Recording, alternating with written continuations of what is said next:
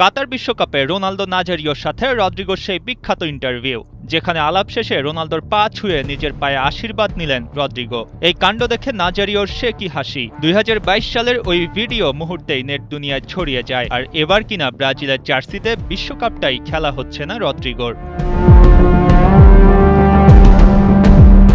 চলতি মৌসুমে রিয়াল মাদ্রিদের হয়ে গেতাফের বিপক্ষে হাঁটুতে আঘাত পান রদ্রিগো। এরপরই দেখা দেয় শঙ্কা, তীব্র যন্ত্রণা আর চিকিৎসা শেষে জানা গেল ফুটবলারদের আতঙ্ক, এসিএল ইনজুরিতে পড়েছেন রদ্রিগো। প্রথমে লা লিগা মৌসুম শেষ হওয়ার কথা জানা গেলেও পরে দেখা গেল বিশ্বকাপটাই ভেস্তে যাচ্ছে।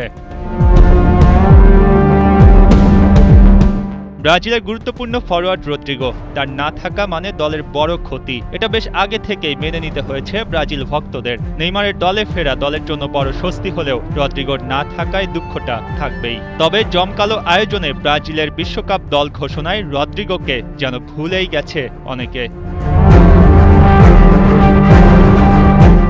এসিএল ইনজুরিতে পড়ে বেশ আবেগঘন লেখা শেয়ার করেছিলেন রদ্রিগো। জীবনের সবচেয়ে খারাপ সময় কাটিয়েছেন, আর এই ইনজুরিকেই সবচেয়ে বেশি ভয় ছিল তার।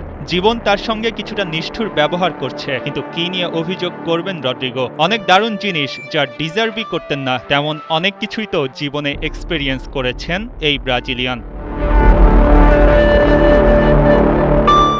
রদ্রিগো থামেননি, স্ট্রাগল করছেন, ফিরে আসবেন আবারও। অনেকে ইদানিং সোশ্যাল মিডিয়াতে মজা করছেন রোনালদো নাজারিওর পা থেকে নেয়া আশীর্বাদের পর এমন ইনজুরিতে পড়লেন রদ্রিগো। মজার ছলে এমন অনেক কথা বলা যায়, তবে এমন ইনজুরি চায় না কোনো ফুটবলার, যা তার ক্যারিয়ারের জন্য হুমকি হয়, আবার স্বপ্নের বিশ্বকাপ খেলতেও বাধা দেয়। বিশ্বকাপে রদ্রিগোকে মিস করবেন তো ব্রাজিল ভক্তরা?